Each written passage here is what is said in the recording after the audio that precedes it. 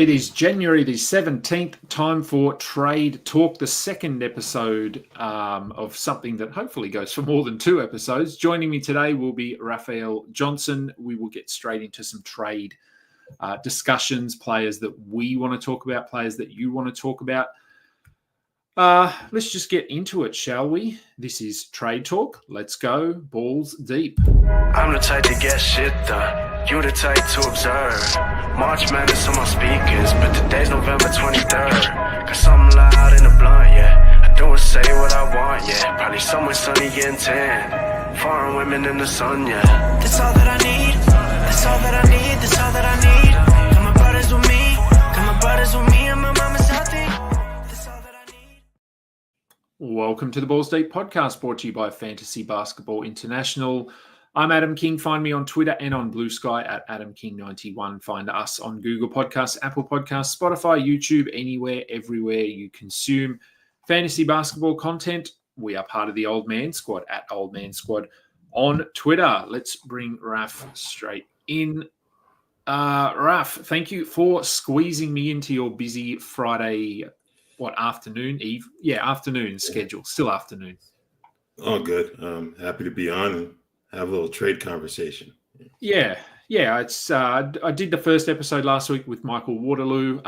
We had some connection issues, which I don't seem to have today. So that was just a random thing. So hopefully people can actually see the screen today, because that was, I know last week that was a bit of an issue. So I'm sure people will let me know if they can't. But let's start with our players that we want to talk about. So we've brought a few each. Who's the first player that you wanted to talk about in terms of trade value? I think for me, it has to be Zion Williamson. All right. The availability has certainly been a concern this year. And that's negatively impacted the value. You know, if he's not available, there's only so much he can do. And even when he is available, I think some of the things that we kind of expect him to not bring to the table, like 3-point shooting and whatnot, and free throw percentage, I think those haven't been the only issues for him in terms of fantasy values. So it's one of those things where he's well outside of the top 100, but you're certainly going to ask for higher value. The question is, how high can you potentially go, especially on a team that they haven't pulled the plug yet, but it doesn't seem to be much hope for the Pelicans right now. No, and they've got no Eve Messi tonight as well. Yeah. So we'll see whether they're happy to play Zion a little bit of center or something. But here's a couple of trades that have happened in the last 24 hours for Zion. The top one is very interesting. Zion for Joel Embiid. I don't really want either of those guys, but are there sort of any that jump off here? So the one for ones are obviously easier to have a look at and break down. So Joel Embiid, Ivica Zubac, if we got any other one for ones, Scotty Barnes, Evan Mobley, there's quite a few actually. Sabonis, Embiid again. So I guess if we're looking at these names, and there's quite a few: Embiid, Zubac, Barnes, Mobley, Sabonis, Amen Thompson. Like, would you have Zion in any of those? No. Maybe like I'd consider Amen Thompson, but I don't think I'd have him in even that trade. Like the Evan Mobley one just smells of collusion, because I don't know why you would give up Evan Mobley for Zion Williamson. No. Even if Ivica Zubac has been much improved in terms of fantasy and real value this year, and we've seen what Amen's done since the Jabari Smith injury. Sabonis has been an elite fantasy guy too. So I don't know. Like, obviously, these public leagues or whatnot can be a bit tricky in terms of everything, but some of these trades, these 1-for-1s that you listed off, just seem absolutely wild to me in terms of who would give up those players for Zion Williamson at this point. What about the Embiid one? Would you have Zion over Embiid? I think that's the one I would consider. Like when Embiid's available, he's clear of Williamson in terms of value. The issue is that we don't know when he's going to be available. You know, first it was the foot, now he's down another 7 to 10 days with the knee. So that's one I would certainly consider doing if I was receiving Zion in return. But the other side, I don't know if I'd want Embiid at this point. That would be like the one thing about that trade. There's a collusion one for you. Shea Gill just see, on. Come on, man. That's just yeah. Well, I don't think we need to talk about that. Surely not. All right, so I'm going to go with. Well, I'll just pull up. So this screen here. This is the most traded players in the last 24 hours. So Julius Randle, I think, is an interesting one because nothing has really changed for him. He is who he is. His role is the same. He's not someone I'm particularly high on. Ja Morant, who's out, questionable tonight with another injury, just one thing after another for him, which is a bit unfortunate. I was trying to find a Knicks player so we could talk about a Knicks player. All right, I'll put one in there. I want to talk about Karl Anthony Towns. Let's see if he has been traded. Only 7, so there's not that many. Have we got any 1-for-1? We don't have any 1-for-1s either. I guess just talking about Cat more generally speaking, because and you're the Knicks expert. What are you sort of this thumb thing that he's got going on, which was a sprain but has a bit of a bone chip in it? Are you worried that this is something that could cause him to miss any amount of time moving forward, or something you can just play through? I think I'm in the middle on that. Like, at first glance, I believe he can play through it, but on the flip side, it's not like you can direct the bone chip on where to go within the thumb. If it gets jarred or something, what's that going to impact? So I don't know if he'll be able to help you, like, say, in the short term, because I think he might miss another game or two, but I think overall he should be okay. And with Towns, you kind of bet on him having at least one extended absence per season. So I think that's how it's worked out in recent years for him. You kind of hope it's the thumb and not like a lower body injury that keeps him out for an extended period, if anything. Yeah, and I think I've talked about this on my show. I feel like Domantas Sabonis played through something similar a couple of years ago. I don't know if it was a thumb or a finger, but he had some sort of a fracture or something. But I don't even know if he missed a game. He might have missed one, but he was able to just play through it. So I can't remember exactly what the injury was. I just pulled it up. It was an avulsion fracture in his right thumb. Now he's left-handed, so that may have had something to do with him playing through it. Well, Cat's right thumb injury, and he's right-handed, so that might be the difference there. Okay. All right, so let's talk about Jimmy Butler. There's not a huge sort of sample size here, but we can just talk about him a little bit more in general as well. So Jimmy Butler for Jordan Poole, Jimmy Butler for Shaedon Sharpe. I mean, where are you on Jimmy Butler? He's available tonight. He's not on the injury report. I haven't seen anything come out in the last little bit about the fact that he won't be playing. Do you think, well, I guess there's a lot of layers to this question. Do you think he plays? Do you think he starts? And what's the future for Jimmy Butler? I know we're not fortune tellers, but what are your thoughts? I don't think they can play him from a team chemistry standpoint, but I do wonder about like the collective bargaining agreement and whether or not they have to. I don't know. You obviously can't tell a coach to put a player on the floor. Like, you can't go that far, but I don't know, with a star player, maybe there's a different way that the league looks at this. They had kind of an up and down road trip, but they had some positives, with some of those other guys, Nikola Jovic, Jaime Jaquez Jr., Tyler Hero, those guys playing better basketball. And I don't know if you want to risk that, even in the lesser of the two conferences from a playoff standpoint. So I don't see him playing starters minutes. Maybe he'll get out there, but I don't know. I have a hard time believing they're going to have him taking on that number one role that he had before all this went down.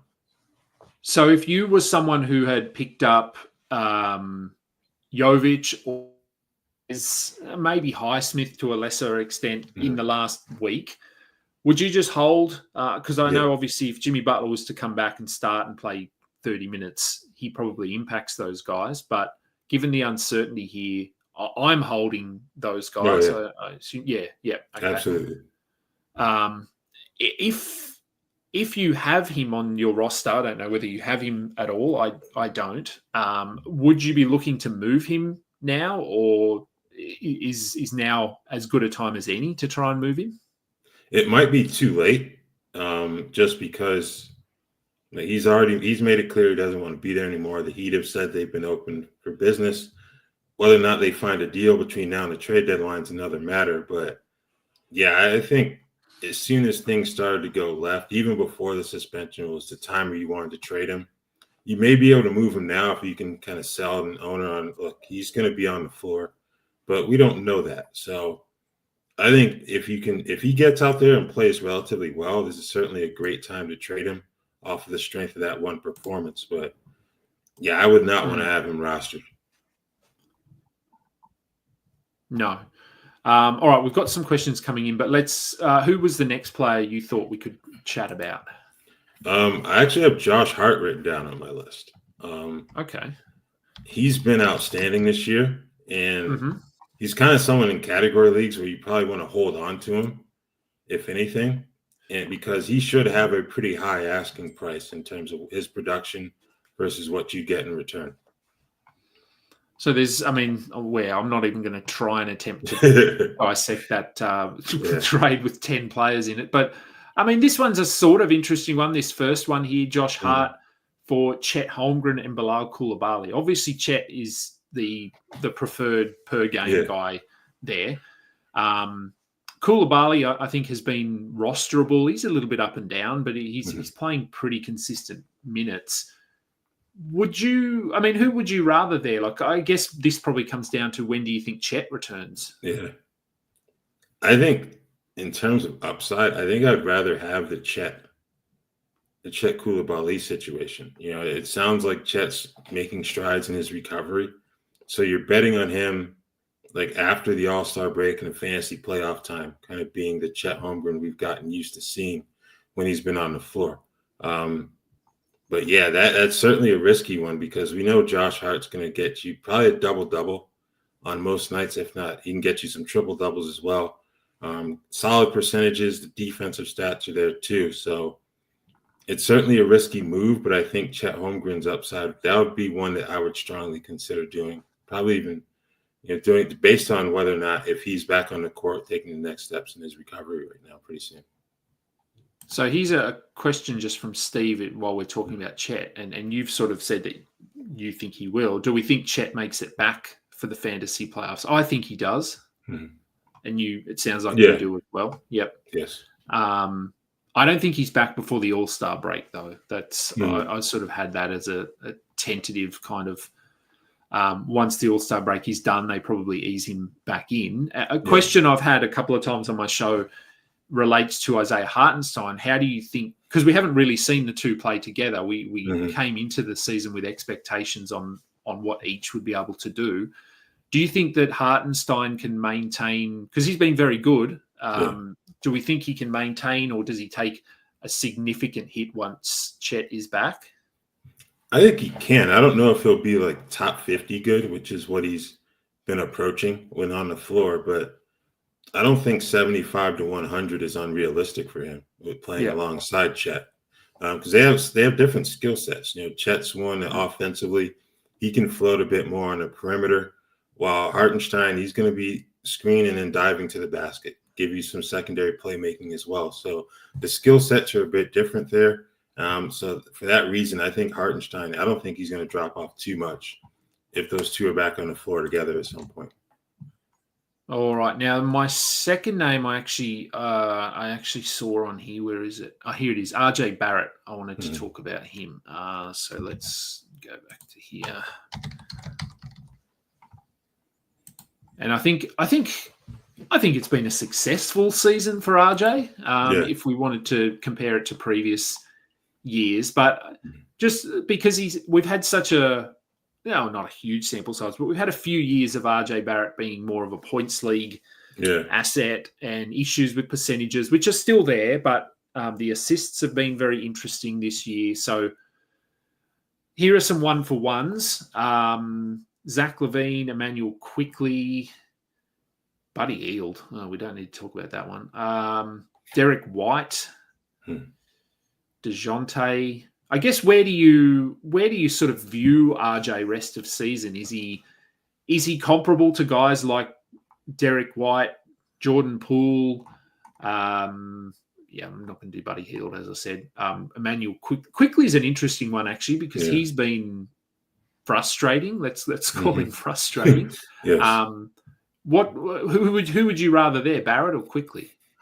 Well, Barrett's had better availability, so I think that kind of swings it in his favor, immediately. Of the other guys you mentioned, I think I would consider Jordan Poole. I think Derek White may be too much to give up for RJ Barrett in terms of what Derek brings to the table. But Poole, you can certainly swing that. And he's someone that I don't think he's necessarily shutdown proof, but they don't have to put him on the bench to not play well. Like we've seen enough evidence from the Wizards where they can let him kind of do his thing and they'll still be poor. So I think Poole would be one that I would certainly, be willing to make a move on. I've had questions as well from people just regarding, I guess, Quickly, Barrett, Scotty Barnes. Do we think the Raptors are a shutdown tank sort of candidate? Because to me, they don't seem to be that kind of a team. But do you think there's a chance that they will get to the point with Emmanuel Quickly specifically and just say, you've had so many injuries, just take the rest of the season off, get your body healthy for next year? Or do you think, because to me, I like their young core. I think they have some good building blocks here, but they just haven't spent time on the court together because of injuries. So to me, it would make sense that you'd want to get them out there, get some chemistry ahead of next season. But I mean, where do you stand on that issue? I can certainly see that, just because you want those guys to get reps in, just so you have like a big enough sample size going into the offseason to understand what you may need to do in terms of the draft and free agency, to get pieces around them or potentially move someone if it doesn't work. So I can see that. On the flip side, I look at that roster and some of the young perimeter players they have, like Jacoby Walter, Grady Dick, even Ochai Agbaji. Those are guys that, while those three have played, those last two I mentioned have played a lot of basketball this season, there may be decisions made to get them more time on the floor too, because this current group, the core you mentioned, while talented, when on the floor, I don't think they've done enough to have that front office say these are the guys we're definitely going to build around beyond Scotty Barnes at this point. Yeah, I agree, and hopefully that is the way that they're thinking. But as we know, that we don't always agree with the front offices. And all right, we've got a couple of questions coming in here, so let's bring them up. Let's do this one. So this is a 17 points league. So I get questions from Fat Cookie Monster fairly regularly. And a lot of them are at the moment are around Ayton, because I'm pretty down on DeAndre Ayton and his lack of energy and effort and all sorts of things. So this is a 7-team league. So we're really just looking at if either of these guys are top 50 players in a points league. Trading DeAndre Ayton to get Malik Monk in a league like that, I have no issues with that at all. Absolutely. In addition to the issues you mentioned with Ayton, got a lottery pick in Donovan Clingan, who, once he's healthy, I'm sure they're going to want to have him on the floor a lot, especially after the trade deadline and the All-Star break. So, if you can get Malik Monk for him, I would do that with no hesitation. Yep. All right. Question here from The Answer. What do we think of Maxey rest of season? We need Dan Titus on, don't we, to get his unbiased opinion. 76ers won't shut down, but Embiid not playing much, not playing at all.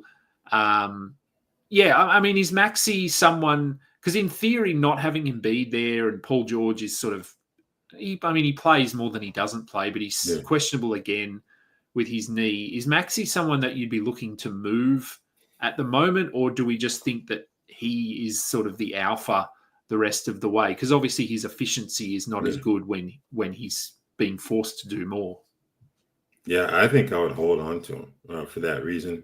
The one thing you kind of consider is that their first round pick is only top 6 protected. Oklahoma City gets it. if they're outside of the top 6. So if there's more news on Embiid beyond today's news where they're like, we have to shut him down, then I think we could see a pivot from Philadelphia in hopes of protecting their pick for what appears to be a pretty loaded 2025 draft class. So I can see that. In terms of potential targets, I think you're probably looking at like a second rounder, someone who gives you second round value for Maxey. He's been slightly below that, but we've seen him play a lot better than he has this season. So I think that's where I'd kind of look in terms of, value for a trade for Tyrese Maxiell at this point. All right, let's have a look. We've got a follow-up one there for the Ayton points league question. So if Ayton isn't able to be moved, would you move Giddey to get Monk? So would you have Malik Monk over Josh Giddey in a points league? I think I'd still go Monk. Yeah. I think this one's a lot closer. Yeah. Just because Giddey's in a situation where it isn't difficult to see a scenario in which his value increases. Like if they were to move Zach LaVine and Nikola Vucevic, like that usage is going to have to go somewhere. And I think he'd be one of the guys who would potentially be able to absorb it. So that's a little bit closer, but I'd still go with Malik Monk. Okay, question from Paul. Would we trade CJ McCollum for Monk or someone like OG punting threes? So I guess if we're looking at those 3 players, if we just look at McCollum, Monk, and OG, who would you prefer? OG has been really frustrating the last month. His offense is so inconsistent. How would you rank those players? I mean, I know ranking is tough, but do your best. Yeah, I think I prefer Malik because in addition to OG's recent struggles, he's usually been good for one extended absence a year. I have to pull this up. I'm not really sure. I think he's got like 170 game season over the last 5 or something to that effect. Not even. He hasn't played 70 games in a season since his rookie year. He's got a couple over 65, but that's about it. Thus far, he's played in 42 games, which is a really good start for him in terms of his availability. But with the way that the minutes are distributed in New York or not, I'm a bit concerned that there may come a point, where he has to miss a few games because of an injury. So that would be my issue with him. Malik Monk, I think this is a tougher question than the others that we had, but I'd probably take him over McCollum or Anunoby in this scenario, to be honest with you. Yeah, I think I'm probably on Monk there as well. OG, even his defensive numbers haven't been great in the last week to 2 weeks. There was a period there where the offense was up and down, but he was getting blocks, he was getting steals, and that's fallen off a little bit. So I think I'd probably go Monk there as well.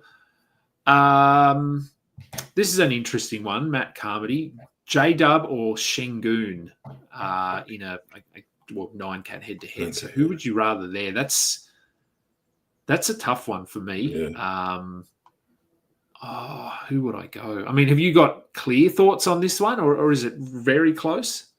I think it's close, but because of the injuries to the front court, I'd probably lean J-Dub here. We've seen him have to play center at times. They've been able to do a little bit more getting the other Jalen Williams back, and then Brandon Carlson gave him some good minutes last night. But I don't think either one of those guys is going to do enough to where Mark Daigneault doesn't say, let's put J-Dub at the 5 for a couple extended stretches here, because he's not the tallest player, but he's got really good length and athleticism. So I think the circumstances right now would probably have me leaning J-Dub over Şengün slightly. Yeah, I think I'd go him slightly as well. It is close. I guess relating to this question, and we mentioned Amen Thompson earlier when we were looking at the Zion. I think it was the Zion trades, and one of them was Zion for Amen Thompson. What are your thoughts on Amen Thompson rest of the season? Because I get questions about him. Obviously, Tari Eason returned yesterday and played 24 minutes, I think. But Jabari Smith is out for another month or whatever we're looking at here. Do we think that that Amen Thompson is just a top 50 kind of a player rest of season? I think he can be. Even with the lack of 3-point production, what he does defensively, rebounder, as a facilitator too. His ability to kind of. I think it's also helped. Their guards who aren't the best shooters percentage-wise to have him on the floor. I think it's a better fit for that offense than Jabari Smith was when healthy. So I think he certainly does have top 50 potential here rest of the season. All right. So this is we talked about Hartenstein and what we think he can do. Do you think he can be a 12-12 kind of a player with Chet back? Because I think his rebounding takes a hit. That's probably one. Because 12 rebounds. I'm not sure he gets to 12 rebounds. I think he'll be a double-double, close to a double-double, but maybe closer to 10 rebounds. He gets sneaky assists and just lucks his way into 2 combined steals and blocks. Do you think that's sort of realistic for what we're looking at once Chet is back? Because we do have to remember that Chet is not just going to come back and play 32 minutes a night. They're going to ramp him up and build him up. I think it is realistic. The rebounding may take a hit while Chet's on the floor, but Isaiah's really good on the offensive glass. Like, he can get you, 3 or 4 per game. And I think that's a big part of the battle in terms of approaching the 12 rebounds per game. So I think that is realistic for him once Chet is back in the lineup. All right, Steve. Norm Powell. I get questions about him as well because Kawhi is back. Yeah. He's not back every game, but he's back. And he's not playing his full allotment of minutes yet. But where do we think – because Norm Powell has been one of the more surprising players this season. I mean, we thought he'd be good, but he's been better than I think any of us thought he would be. So where do you sort of view him long-term? Do you think he takes a significant hit if and when Kawhi is back to full health? I don't, just because of how well he's played in. I think in years past, they had a big 3, so to speak, with Kawhi, Harden, and Paul George. Now Norman's part of it if you want to go that far. If you don't, he's still number 3, maybe even a number 2 scoring option, depending on how much James wants to score as opposed to facilitate. So I don't think he's going to take much of a hit at all, to be honest with you. I've had, as I said, questions about Norm Powell. I can see a world where he ends up leading this team in scoring, even with Kawhi and James Harden back. Yeah. It's a stretch, but I do think that we've seen a shift in mentality from James Harden the last couple of years, where he is looking to be more of a facilitator. And Kawhi, I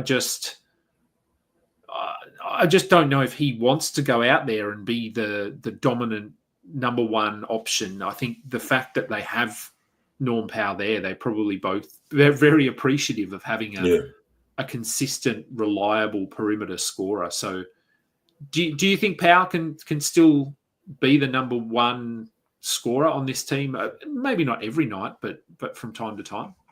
I do, because in addition to those guys you mentioned, you also have Ivica Zubac they can call on, for offensive production. So I think that gives Kawhi even more room to kind of pace himself offensively, and to make sure he's in the proper physical, space once we get to the spring ahead of the playoffs. So I think it's certainly possible for Norman Powell to maintain what he's done this far. All right, we'll just do one more. This is that points sort of related one again. And I know because this is a very active league. Monk or Westbrook? So more, I guess, broader topic here. What do you think of Westbrook this season? And he's taken advantage of the Aaron Gordon injury, obviously, and moved into the starting lineup. Do you think he sticks as a starter? And if so, either way, do you think he can be as good as he has been moving forward? I don't think he will. This is something we discussed on our show too, like with Aaron Gordon's injury. I don't know if they rushed him back the first time he had the calf strain, but he was playing starters minutes the second game back. I don't think they're going to do that this time around. So you may be able to get a little bit more time with Russ as a starter right now. But I think for the rest of the season, I think I'd prefer Malik Monk just because who's going to replace him in that starting lineup? Like Keon Ellis isn't, Kevin Huerter isn't. So I think his position is far more secure than Russell Westbrook's. He'll still be key, but I think he's going to take more of a hit as the season progresses. Yeah, Westbrook, we're sort of just waiting for him to fall off, but he hasn't. He's been good. He has been very good, which is surprising. All right, you've got places to go and things to do.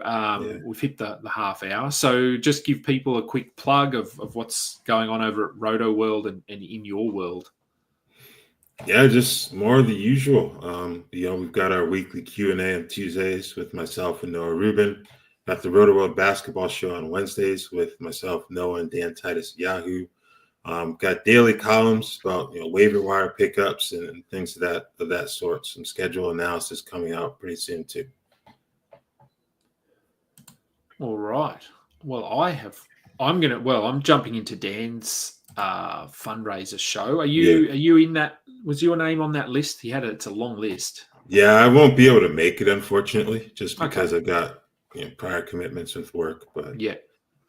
He's got enough people in there to keep the show going because there's a lot. So, look, I'll probably look to. I've sort of spoken to you through the chat. Probably looking to cycle through you, Noah, and Michael Waterloo. So, have you back on in a few weeks to do another episode if that works out with your busy schedule.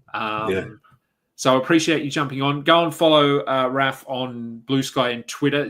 Same handle on both at Raphielle.